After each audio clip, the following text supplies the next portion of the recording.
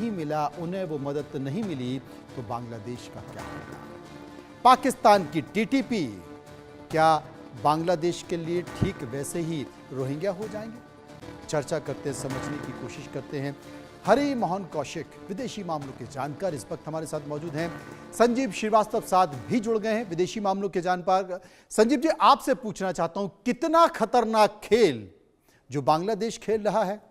पहले ये खेल पाकिस्तान ने खेला टीटीपी के तौर पर, तालिबान के तौर पर, और अब बारी बांग्लादेश की।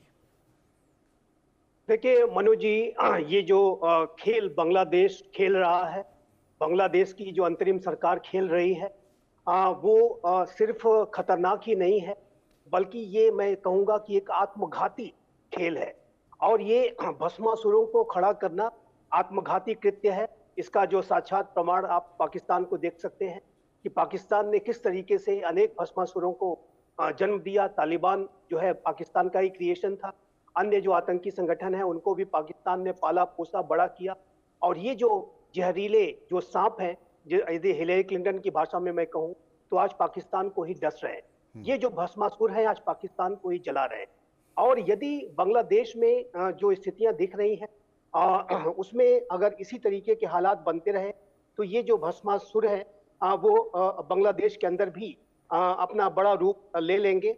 और आप जानते हैं कि जमाते इस्लामी बांग्लादेश हो, अल अंसार बांग्ला टीम हो, जमात उल तहरीर हो, उसके अलावा जो अन्य जो अल कायदा से जुड़े हुए अनेक आतंकी संगठन है, ISIS वहाँ एक्टिव है।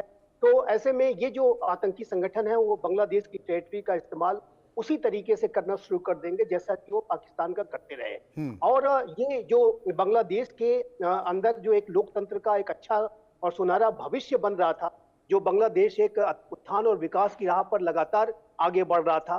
बांग्लादेश की महिलाओं के बारे में भी अब देखिए रिपोर्ट्स आ रही हैं कि वहां पर महिलाओं को भी पाबंदियां लगाई जा रही हैं। और यही जो बांग्लादेश है, शेख हसीना के कार्यकाल के दौरान वहां की रेडीमेड गारमेंट की इंडस्ट्री ने तो और उसमें काम करने वाली महिलाओं ने तो पूरे विश्व में मिसाल कायम की थी। और पूरे विश्व में इस बात की दाद दी जाती थी कि किस तरीके से महिलाएं उस तरीके की रेडीमेड गारमेंट इंडस्ट्री को एक तरीके रन करती हैं। तो वो सारी स्थितियां समाप्त हो जाएंगी। बांग्लादेश का तालिबानीकरण हो जाएगा।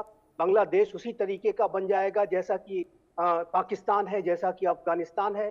महिलाओं की स्थिति वैसे ही हो जाएगी जैसे कि ईरान में है। तो ये जो बांग्लादेश का जो एक सुनहरा भविष्य था वो पूरी तरीके से बर्बाद हो जाएगा।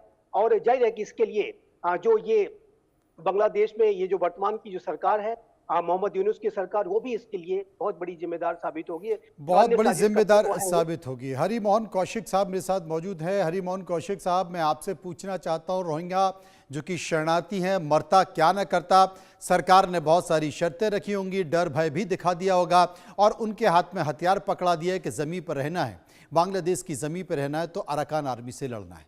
संकेत क्या?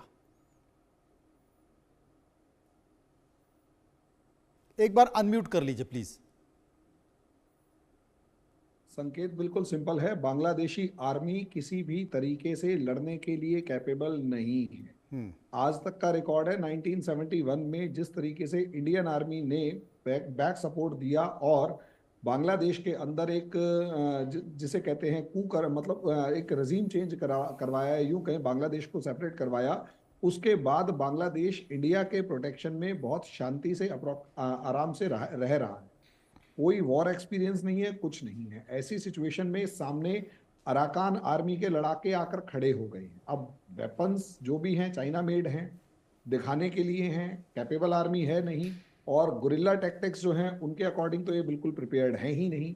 ऐसी सिचुएशन के अंदर कम से कम ये जो रोहिंग्या है, और मुझे तो ऐसा लगता है रोहिंग्याज भी इतने ज्यादा इनकम्पिटेंट नहीं मिलेंगे। हालांकि रोहिंग्याओं की अपनी एक आर्मी है, रोहिंग्या लिबरेशन फेडरेशन नाम की एक आर्मी वहां पर मौजूद है जो कि ये काम करती रहती है। और अच्छा, खास बात ये है कि अराकान आर्मी बाद में आई, पहले रोहिंग्या आर्मी ने कोशिश करी रोहिंग्या लैंड बनाने की जी। अब प्रॉब्लम ये है कि अराकान आर्मी खड़ी हो गई और पहले तो म्यांमार आर्मी ने इन सबको धोया, उसके बाद अराकान आर्मी खड़ी हो गई। अब अराकान आर्मी जो है वो कहीं ज्यादा, जिसे कहते हैं ना, इन्हीं की लैंग्वेज, रोहिंग्या आर्मी से, रोहिंग्या आर्मी की लैंग्वेज में बात कर रही है।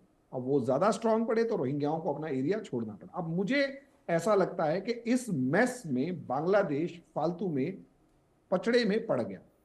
इसे बहुत ही एमिकेबली रिजॉल्व करना चाहिए था, बहुत ही सोच समझ के इसे डील करना चाहिए था। लेकिन बांग्लादेश के अंदर सबसे बड़ी प्रॉब्लम यह है, कट्टरपंथी ताकतें बहुत ज्यादा गहरे तक मौजूद हैं। शेख हसीना 15 साल के रूल में भी उन कट्टरपंथी ताकतों को खत्म नहीं कर पाई, और बीएनपी जैसी पार्टियां तो उसको हवा देती है जमात इस्लामी के फॉर्म में। प्रॉब्लम यह है, इन रोहिंग्याओं के सपोर्ट में जमात इस्लामी मजबूती के साथ खड़ी रही है, और यही एक रीजन है कि अपनी सरकार पर हमेशा एक दबाव बनाए रखा कि इनको सपोर्ट किए रखो क्योंकि ये मुस्लिम्स हैं। और इन रोहिंग्याज का यूज किया गया इंडिया को डिस्टेबलाइज करने के लिए, और इन्हीं रोहिंग्याज का यूज किया गया जमात इस्लामी के द्वारा बहुत सारी जगहों पर बांग्लादेश की हसीना सरकार के ऊपर दबाव बनाए रखने के लिए। अब सर क्या है ना, इनके कोई सरमाएदार तो है नहीं, ना कोई लीडर डेवलप होने दिया जा रहा, ना और कुछ, यहां तक कि इनके पास अपना घर तक नहीं है, अपनी जमीन तक नहीं है। नतीजा ये कि ये अब एक टूल बन चुके हैं। ये टूल है एंटी इंडिया फोर्सेस का, जिन्होंने इन्हें उठाकर जम्मू कश्मीर के बॉर्डर पर भेज दिया, जम्मू और पाकिस्तान के बॉर्डर पर भेज दिया।